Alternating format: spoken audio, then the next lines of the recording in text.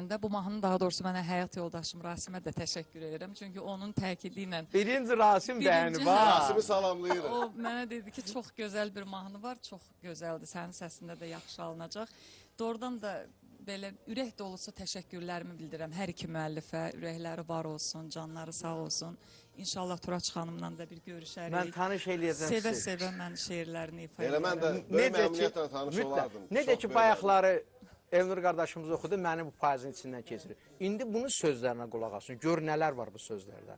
Üst tutsan Allah'a can Dinləyən gedər. də. Tulla məni göyündən. Bax, indi bir də indi İfa oxusun. eləyək, mahnını təqdim eləyək. İlk dəfə sizin İlk dəfə proqramınızda olacaq. eksklüziv Hazırdırsa səsləndirəcəyik. mahnı bəlkə Dinləyək, bəli. bəli, eksklüziv olaraq Bəli, səs rejissorumuz səslənəcək. Vasif müəllimə təşəkkür eləyirəm. İlk dəfə ifa İlk eləyəcəm. dəfə Günaydın Azərbaycanda Ağa səslənəcək. Səlimi də salamlayıram. Salamlayırıq təşəkkür Ağa eləyirəm. Səlimi də. Sağ olsun. Var olsun deyirəm. Yox. Və buyurun, səhnə sizin eksklüziv olaraq səslənəcək.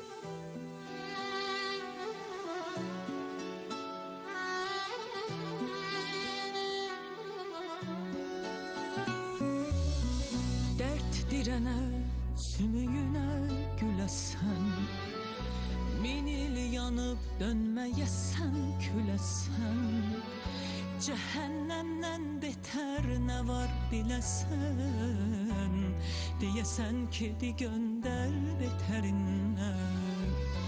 Cəhənnəmdən betər nə var biləsən, deyəsən kedi göndər betərindən.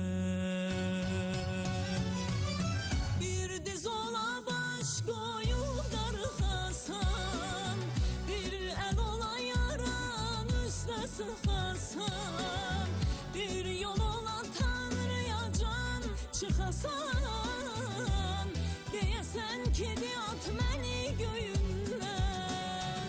Bir diz ola baş qoyub darıxasan, bir əl ola yaran üstə sıxasan, bir yol ola Tanrıya can çıxasan, deyəsən kedi at məni göyündən.